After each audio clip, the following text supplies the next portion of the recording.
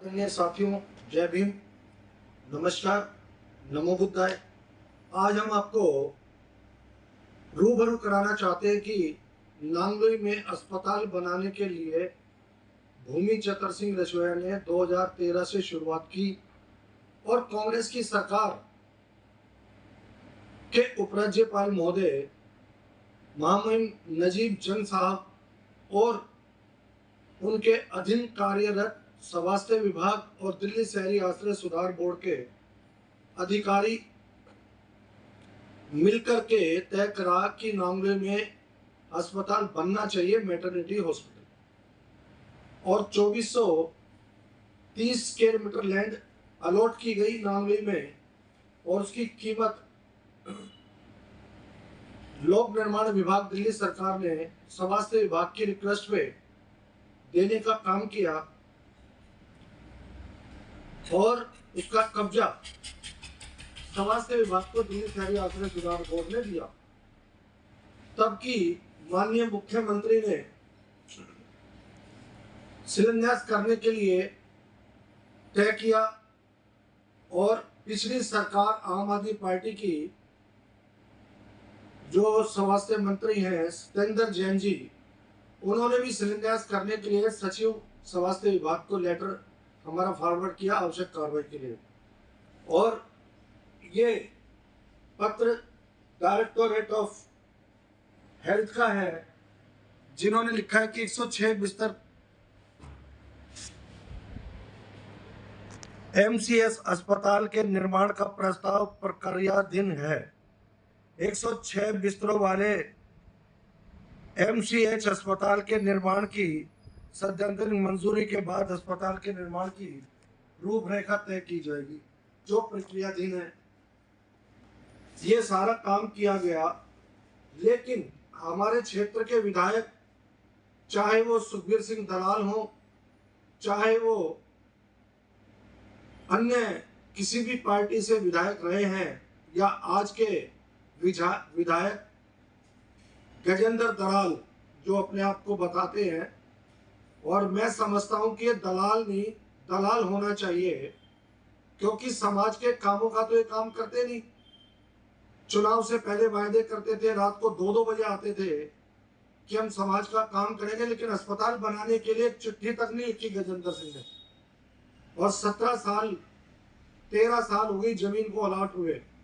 ये 939 पेज दिल्ली सरकार ने दिया आरटीआई एक्ट के तहत।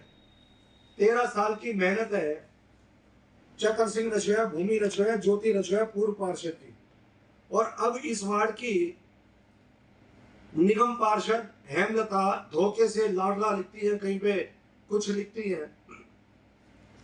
इन्होंने चुनाव धोखे से जीतने के बाद लिखना शुरू किया कि ये नांगलोई जेजे कॉलोनी की जो सी ब्लॉक पार्क में डिस्पेंसरी है, ये डिस्पेंसरी जर्जर हालत में है। यहाँ पर 2 लाख लोग रहते हैं, यहाँ कुछ भी हादसा हो सकता है। इसको डिलापिडेटेड कंडीशन की बताकर इसको हाई कोर्ट में जाकर के इसको डेमोलिशन कराने का काम किया, ऑर्डर कराया।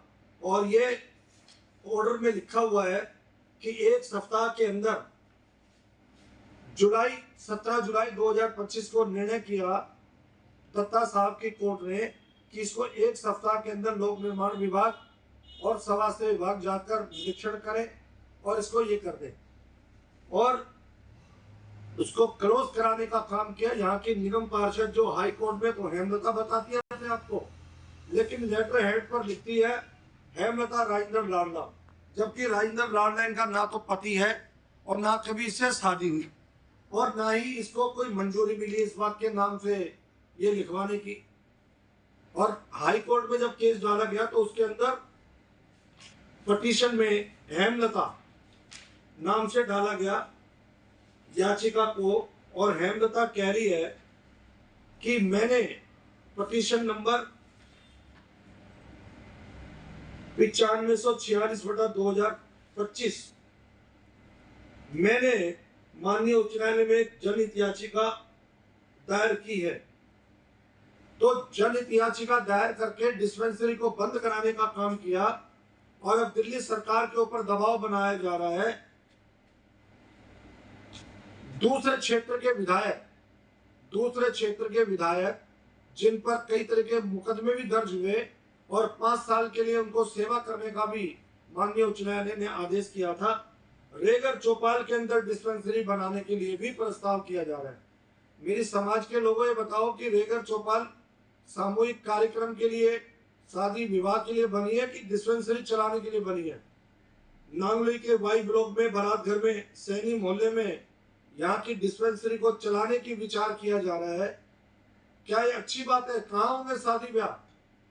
अब शादियां आने वाली हैं, अगर डिस्पेंसरी रेगर चौपाल में बनेगी तो वहां गरीबों का, लोगों का इलाज होगा या ब्याह शादी होंगी? तो आज की जो निगम पार्षद हेमलता, माननीय उच्च न्यायालय में तो हेमलता के नाम से मुकदमा डाल रही है कि ये डिस्पेंसरी को बंद करो, इसको यहाँ से हटाओ, रेगर चौपाल में बनाओ, इधर उधर बनाओ। यहाँ 2 लाख लोग रहते हैं। 2 लाख लोग तो पूरे वार्ड नंबर 34 में नहीं रहते।